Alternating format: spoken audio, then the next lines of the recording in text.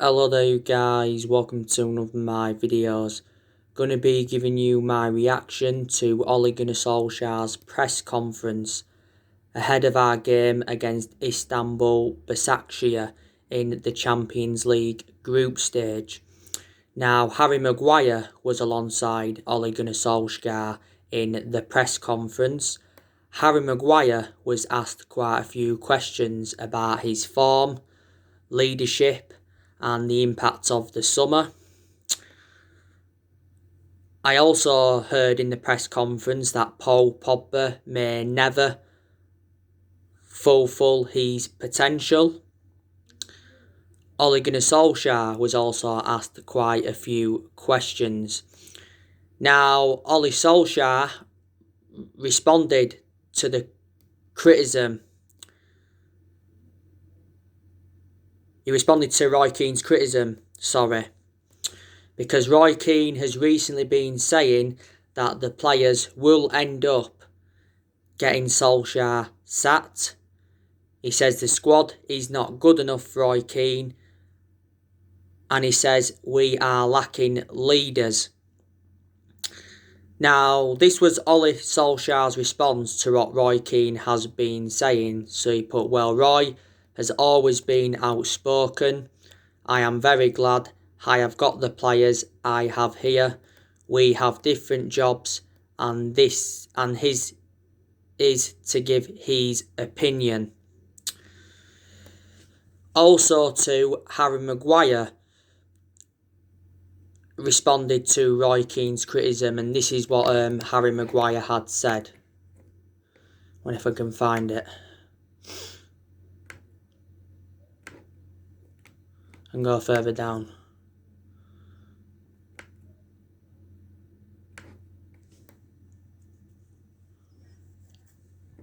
Just need to find what he bloody said here.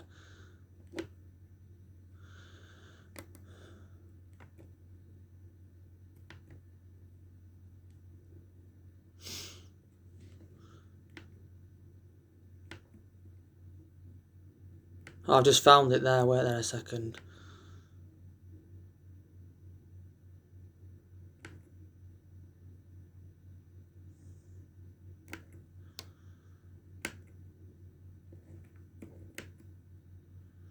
Sorry, it's just taking long, sorry for all this wait.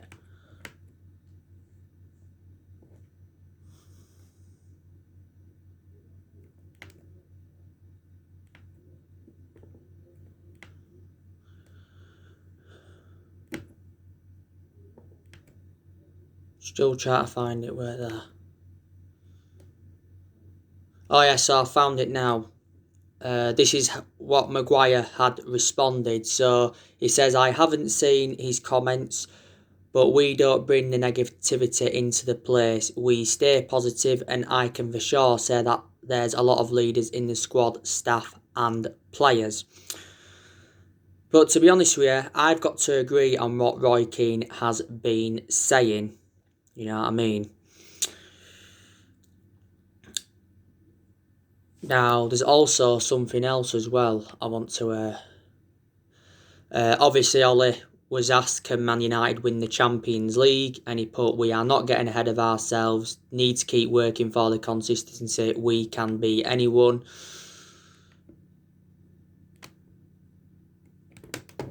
This is Solskjaer on our inconsistency. He says, you know, they are fine margins in games of football. They are games when you get the margins, games when they are against you. Teams have made their home work against you, and it was small margins, Leipzig as well. But obviously he said it wasn't a 5-0 game.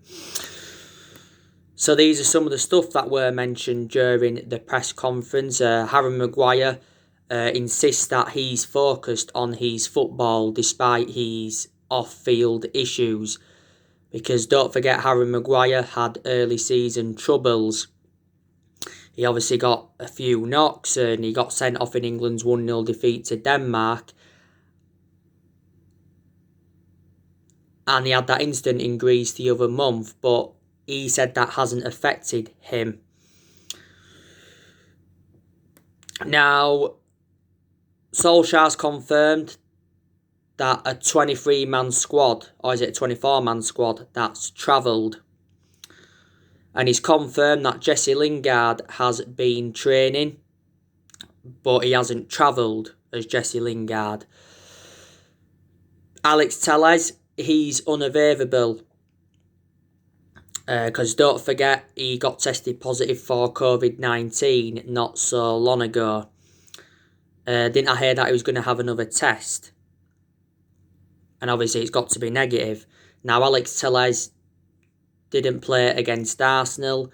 He was absent from our squad against RB Leipzig. Obviously didn't play against Chelsea, did he? Telles though did very, very well on his debut against PSG. I think he's going to be a very good signing for Man United. We got Telles for around €15 million, with add-ons included, and Telles signed a 4-year contract with the football club with an option of a further year. Eric Bailly, he's obviously unavailable. He's out for a few weeks with a muscle injury, and that's my element of concern about Eric Bailly. He is too injury prone. Phil Jones, as you all know, he's been injured and he's obviously had their operation, like Solsjaer said in his press conference building up to the Arsenal game, but Solsjaer said he could still play a part this year. By the way, Dean Henderson could be making his Champions League debut for the club. Solskjaer's confirmed that he has trained well.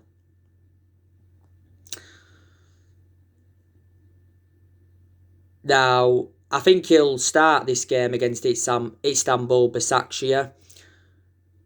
You know, Dean Henderson has got that experience behind him now, because he did endure 2 successful loans with Sheffield United. And Dean Henderson has been part of the club for several years. He's been at Man United since the age of 14. And in his last 2 games, he's kept clean sheets, hasn't he? Was it at the beginning of the season? He signed a 6-year contract with Manchester United worth around 120 grand a week. So I think David De Gea will be dropped for this one. But to be fair, David De Gea has been in a good vein of form recently. Like Ollie also mentioned in the press conference, he's been making a lot of good saves. And De Gea's been long-serving at the club. You know, this is his 10th season at Manchester United. Now, Odion Ighalo, he's also travelled with the squad. He's not yet made an appearance in the Champions League, so do you think he possibly could be involved? Now, obviously, Odion Ighalo's loan at the football club expires in January. It was just after the first lockdown we extended his loan. Now, obviously, he doesn't get in the team lot now. The main explanation why we brought him in on deadline day in January was to get that covered up to Marcus Rashford. But Ighalo was our top goal scorer in the FA Cup last season. There was obviously rumours about us possibly getting him on a permanent deal, and Shanghai Shenhua said that they wanted around £20 million to let him go permanently. So yeah.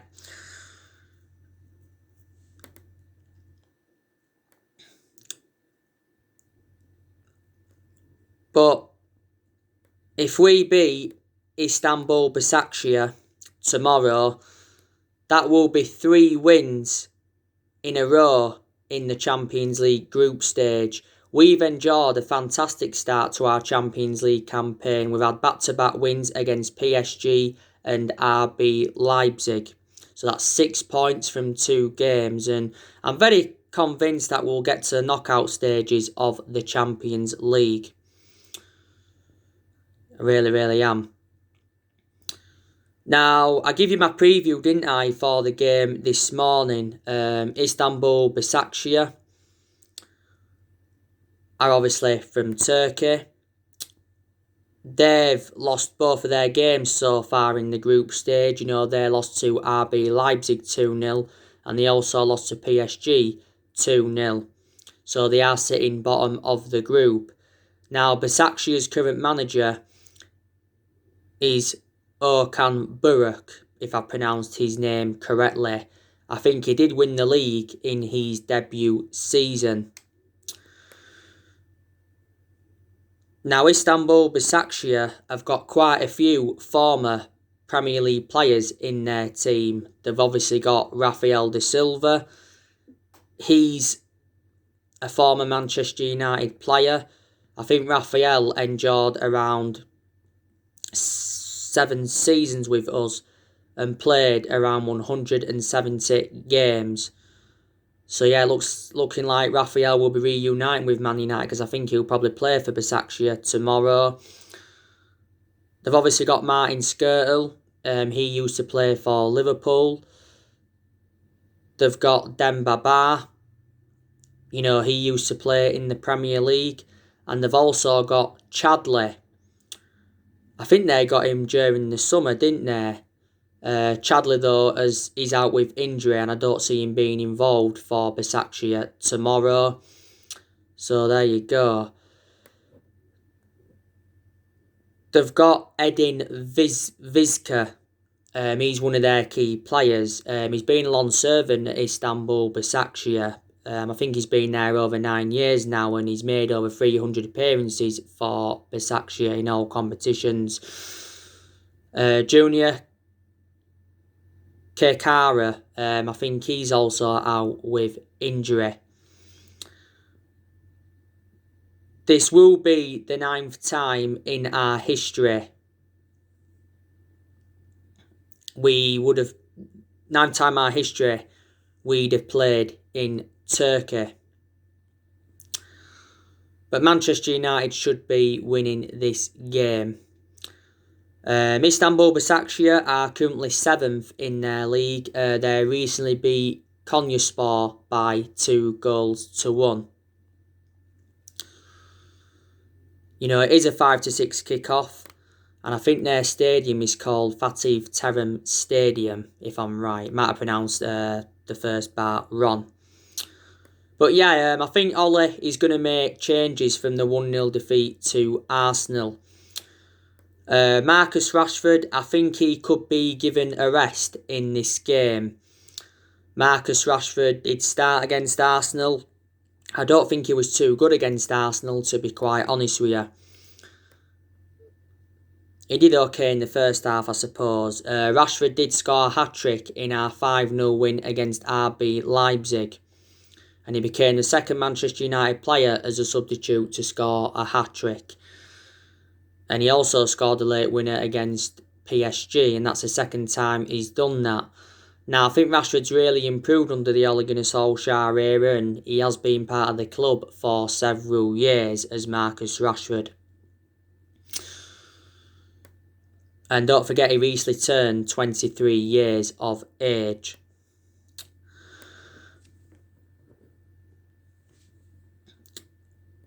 Now, Edison Cavani, I'm expecting him to start this game tomorrow. Now, Solskjaer has said that Edison Cavani will make an impact sooner rather than later. This I think got mentioned in the press conference. And Roy Keane also criticised Edison Cavani for his lack of effort in his warm-up, before the Arsenal game, was it? Edison Cavani so far has made 3 substitute appearances. Obviously, when he came on against Chelsea, he almost scored with his first touch. He did okay when he came on against RB Leipzig, Edison Cavani. We did get him on a free transfer on deadline day. Edison Cavani signed a 2-year contract with the club worth around 220 grand a week. And obviously he is our number 7. And I said to you, he will emulate into the next Zlatan Ibrahimovic. Now, I think Martial will start this game tomorrow. He should be. Martial didn't play any part in the Arsenal game because obviously he was serving his suspension, because Martial did get sent off in our 6-1 defeat to Tottenham. And he got given a 3-match suspension, but he should not have been sent off. But anyway, he's done his suspension now, which is good. Martial was very, very good last season under Ole, and I thought he did well in his debut season under the Louis van Gaal era. Martial has endured over 5 years at the football club. Mason Greenwood, I think he should be starting this game. Mason Greenwood obviously played against Arsenal. Don't forget he had that great chance that produced a fantastic save from Leno. I saw a report earlier on today and it said Mason Greenwood's attitude against Arsenal was like Ole Gunnar Solsjaer had committed a crime. Mason Greenwood did well against Leipzig. He got his name on the score sheet. That was his first Champions League goal for Manchester United, Mason Greenwood. And that was his 59th appearance for the club against Leipzig. At the start of the season, it had confirmed that we had given him that number 11 shirt. Greenwood is the 4th Manchester United player to wear the number 11, and he's got a contract with us until 2023. It was last season he broke into the first team. Now, I think Donny van der Beek should start this game against Istanbul Basaksehir. Donny van der Beek didn't start against Arsenal, did he? But he did come off the bench. Donny van der Beek has not yet made his full Premier League debut for the football club.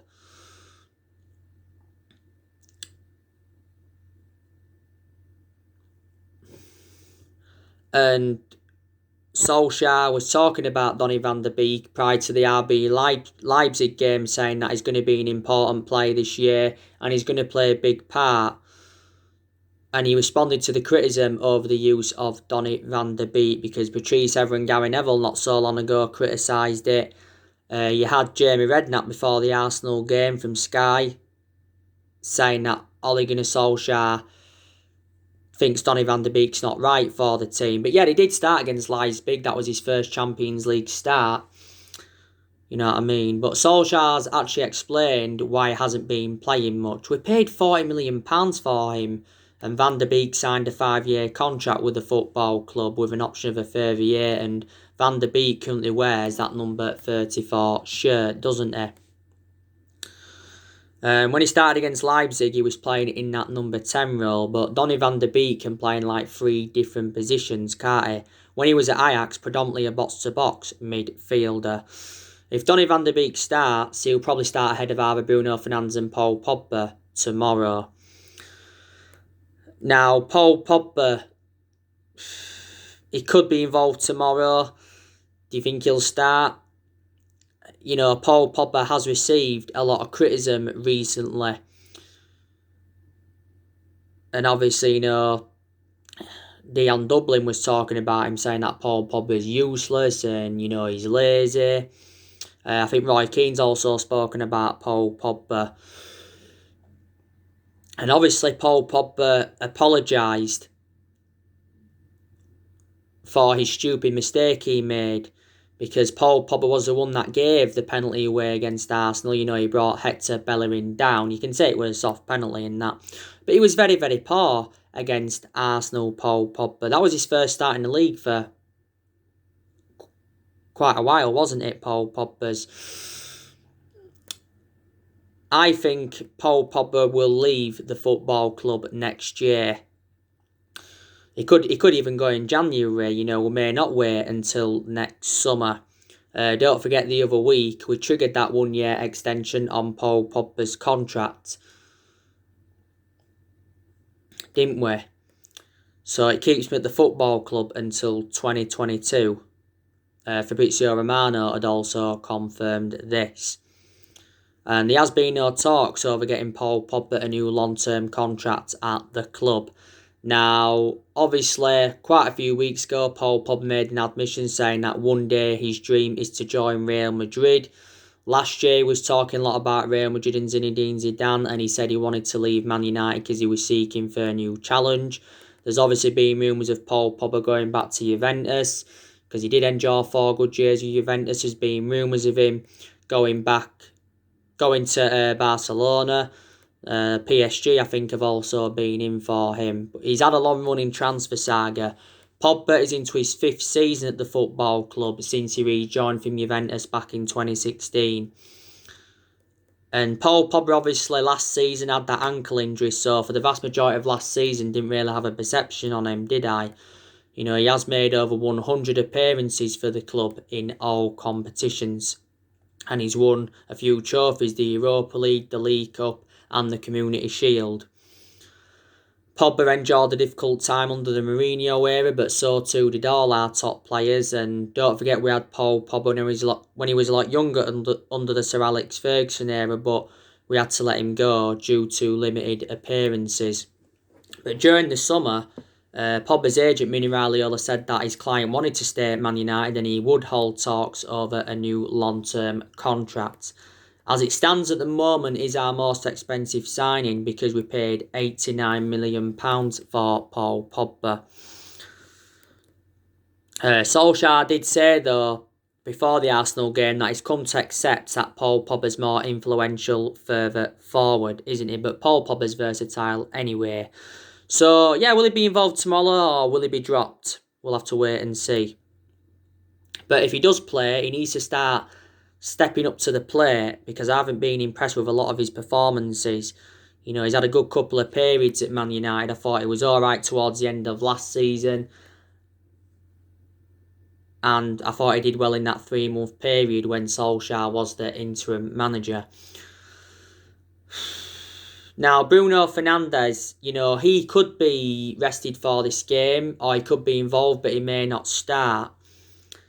If we do start Bruno Fernandes, then, I don't think we'll start Donny van der Beek. We definitely won't play all them together, Fernandes, Donny van der Beek and Paul Pogba. That won't happen. But yeah, Bruno Fernandes, to be honest with you, I don't think he was that good against Arsenal. I thought he was very, very quiet. He's had a couple of games, Bruno Fernandes, at the club when he's looked a bit off the pace. But prior to that, I think he's done well in the vast majority of his games. Fernandes has been at Man United now for around 9 months. He won Premier League Player of the Month around 3 times last season. And he won some Matt Busby Player of the Year award. Didn't he? Reflects on his good performances. The vast majority of Bruno Fernandes' goals have come from the penalty spot. When we signed Bruno Fernandes, I think he did sign a 5-year contract with the football club with an option of a further year. Don't forget, Bruno Fernandes was recently talking about Paul Pogba, saying that he insists that he can form an effective partnership with him in our midfield. He says that he's got a good relationship with Pogba on and off the pitch, and a lot of the time when they speak Italian to each other. So Bruno Fernandes disagreed with Jamie Carragher over the Paul Pogba partnership because he says, they won't work together in the same team. Now, the Nemanja Matic, I can see him playing in this one against Istanbul Basaksehir. Matic doesn't get a lot of starts now, though, does he? And he's actually lost his place in the team. Matic, though, did have some good games towards the end of last season. Was it at the start of this season? Matic signed a 3-year contract with the club. Paid big money for him. We paid £40 million for him from Chelsea back in 2017. Matic has always been a slow player, though, and obviously Matic is ageing up. I think for this one, he will start ahead of McTominay. I think McTominay could be dropped in this one, and I think he should be given a rest. McTominay has played a lot recently, and I don't think he was good against Arsenal. Couldn't handle Arsenal's pressure. But I've also credited him because I know he wasn't good in the Arsenal game, but in the games prior to that, I thought he did very, very well, McTominay. McTominay's been part of the club for several years, hasn't he? Was it just after the first lockdown, McTominay signed a 5-year contract with Manchester United, so he committed his future with the club. Fred, I think, he could be dropped in this one. Fred's been playing a lot recently. I think he started our last 5 games. I thought Fred was poor against Arsenal, gave the ball away far too many times. But in his 4 previous games prior to that, did very, very well. paid big money for Fred, paid £52 million for him from Shakhtar Donetsk. And Fred's got a contract with us until 2023. I've got to say, Fred was a world-class player when he was at Shakhtar Donetsk. But Fred and McTominay have been playing a lot recently as a partnership. I don't think it'll happen though in this one. I think we've got to give Axel Tuanzebe a chance. So maybe we should drop Maguire and put Tuanzebe there instead alongside Lindelof, or maybe drop Lindelof and put Harry Maguire and Tuanzebe there. Tuanzebe obviously played against PSG and he did very, very well. And that was his first start for Manchester United in 10 months. Now, Ole Gunnar Solsjaer was talking about Tuanzebe prior to the Chelsea game, and he's challenged him to add consistency to ensure that he has a long career with Man United. And obviously Solskjaer's hopefully will remain injury-free because he has sustained quite a few injuries as Tuanzebe. So I'd like to see him get a start. Harry Maguire could be given a rest. There again, he may not be rested. Like I said, he has rejuvenated himself recently. Harry Maguire is our captain. He's the most expensive centre-half in the world at the moment because we got him in a deal worth £80 million, Harry Maguire.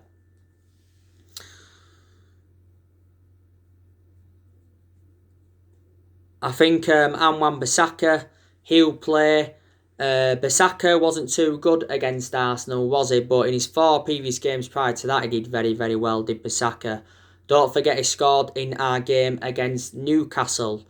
And that was his first goal for Manchester United. And that game against Newcastle was his 50th appearance for the club. But in the games he's done well in Anwan Bissaka. Prior to the Arsenal one, he showed good attacking intent and his defensive contribution was good. This is Anwan Bissaka's second season at Man United. We got him in a deal worth £50 million from Crystal Palace in the summer of 2019. Probably Luke Shaw will start this one. Like I said, Tellez is unavailable. Luke Shaw, I think, has improved under Ole. He wasn't too good against Arsenal. My only element of concern about Luke Shaw is that he is too injury prone. Luke Shaw's enjoyed a good 6 years or so now at the football club. Do you think Juan Mata could be involved in this game? Mata didn't obviously play against Arsenal. There's a few United fans that said he should have actually played against Arsenal. Juan Mata has now lost that yard of pace because he's in his 30s, but in the games he's played in this season, he's done very, very well. He played in our last 2 league games prior to the Arsenal one, didn't he? And he did well in both our Carabao Cup games against Luton and Brighton, and he got given man of the match for both of them games. Juan Mata's enjoyed a good 6 years or so now at the football club. Scored 50 goals in all competitions. Daniel James, I don't want to see him involved in this game. And what formation is Ole going to go with tomorrow? Is he going to go with the 4-2-3-1, revert back to that? Because he has gone a lot with that formation since he got appointed in. Is he going to go with the 3-5-2? Quite a lot of United fans, including me, have said we look more effective with the 3-5-2. Is he going to go the 4-1-2-1-2? I think didn't he go with that formation against Arsenal?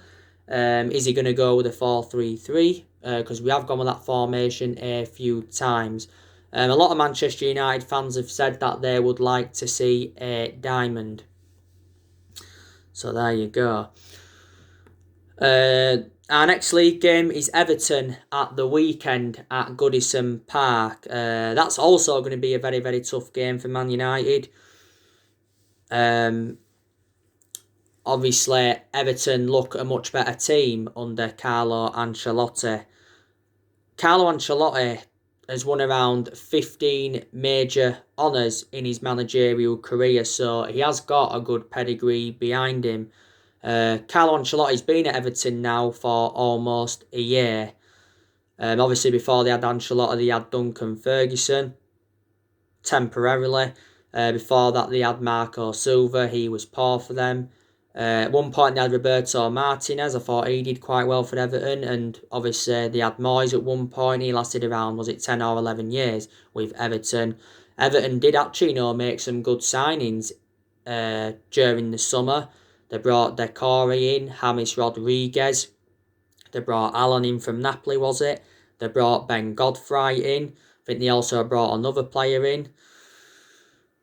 They've got other good players, Everton. They've got players like Dominic Calvin-Lewin, Richie Arlington, Bernard. They're all good attacking players. I think Everton have obviously got Alex Iwobi.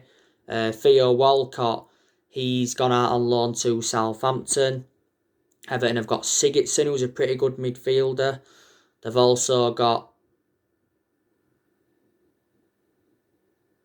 Sigurdsson. They've got a few other midfielders as well. They've got Andrea Gomez. He's another one they've got. Don't forget, at one point he had a bad injury. They've got Lucas Digne. They've got Yerry Mina. They've got Michael Keane, who's one of their centre halves. He's a former Man United player, Michael Keane. So yeah, it will be very, very tough. Everton recently lost though to Newcastle by 2-1. Obviously after Everton, it's the international break. We've got to start get back to winning ways. In the Premier League, we've lost 3 of our first 6 Premier League games, and all our defeats have come at Old Trafford, and it's our worst start at Old Trafford in around 50 years, or is it over 50 years? And this is one of the main explanations why Ole Gunnar Solsjaer is under pressure. So anyway guys, that's everything to update you today. Drop your comments, likes below on the channel. If you do, consider subscribe as always, and take care. God bless. See you all again very, very soon.